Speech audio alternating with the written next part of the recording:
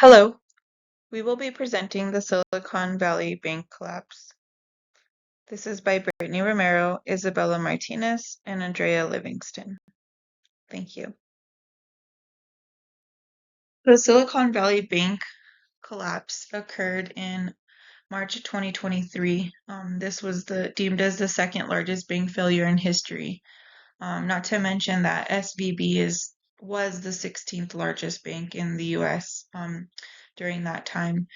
And the major turning point for the bank at the time was in 2022 when the Federal Reserve increased the interest rates. Um, the rapid spread of information on social media definitely played a huge role in how fast and how significant the SVB failure was. And overall, like the bank's vulnerability was the result of high proportion of uninsured deposits and a large proportion of deposits invested in hold to maturity securities.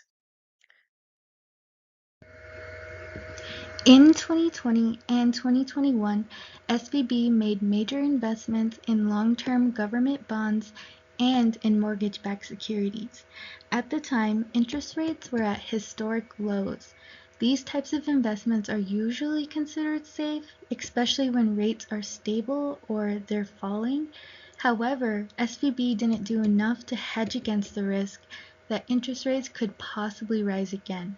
The key issue here is what's called duration risk, which happens when a bank's long-term investments don't line up with its short-term liabilities, which in this case is customer deposits. In other words, they put money into assets that couldn't be easily turned into cash if customers needed to withdraw their funds. This mismatch left SVB very vulnerable when interest rates did rise. In 2022 and 2023, the Federal Reserve began raising interest rates very quickly to fight inflation. This caused the value of SVB's long-term assets to drop. So when their clients, which are mostly startups, began needing more cash, SVB was in trouble. Withdrawal requests began to pour in, and to meet those, they sold off some bonds at a loss of $1.8 billion. But the panic was already spreading. In 24 hours, $42 billion was withdrawn from the bank. This level of withdrawals is practically impossible to handle. The SVB did not have enough liquid assets to meet those demands, so the bank failed almost overnight. The FDIC had to step in and take control. SVB became one of the largest bank failures. The collapse of the SVB had immediate effects across the banking industry.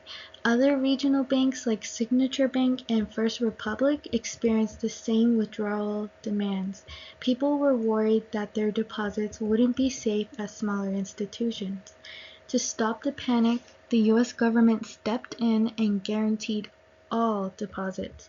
This included deposits above the FDIC's normal insurance limit, which is $250,000.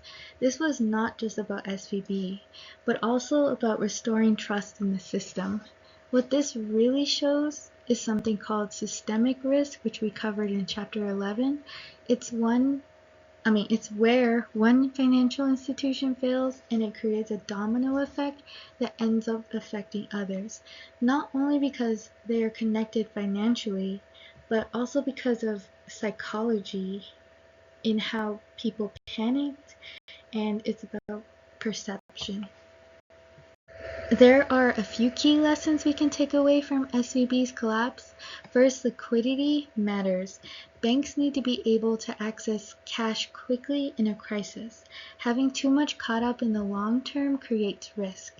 Second, duration should be managed carefully. When banks borrow short term and lend long, they expose themselves to interest rate changes. This is exactly what happened here. Third, regulation matters. In 2018, parts of the Dodd-Frank Act were rolled back. This eased oversight on mid-sized banks like SVB. This meant that less attention was on SVB and how they managed their portfolio. If stronger regulations were in place, this might have forced them to prepare better. And the concepts from our textbook, like liquidity risk, systemic risk, and regulations, played out in real life with the SVB.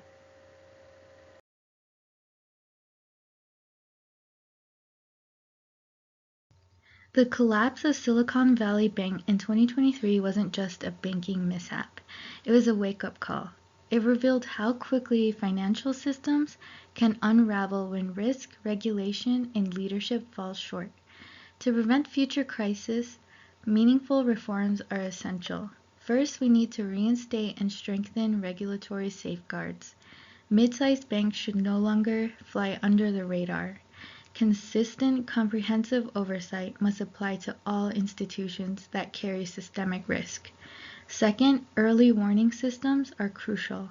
By identifying rapid deposit outflows, especially in concentrated sectors like tech, banks and regulators can act before panic spreads. Third, we must ensure executive accountability. Leaders should face financial consequences when mismanagement leads to collapse. And incentives must reward long-term responsibility, not short-term risk. And we also need to expand stress testing beyond just the biggest banks. Institutions with over $50 billion in assets still pose serious threats if left unchecked. Interest rate risk management must become a regulatory requirement. As SVB learned the hard way, failing to hedge against rate hikes can be catastrophic. And finally, niche-focused banks, those serving volatile industries like startups or crypto, should hold higher liquidity buffers. When uncertainty strikes, they need cash on hand to weather the storm. The SVB crisis made one thing clear: quick fixes aren't enough. Emergency measures like the Bank Term Funding Program helped contain the fallout. But the bigger issue here is why they were needed in the first place.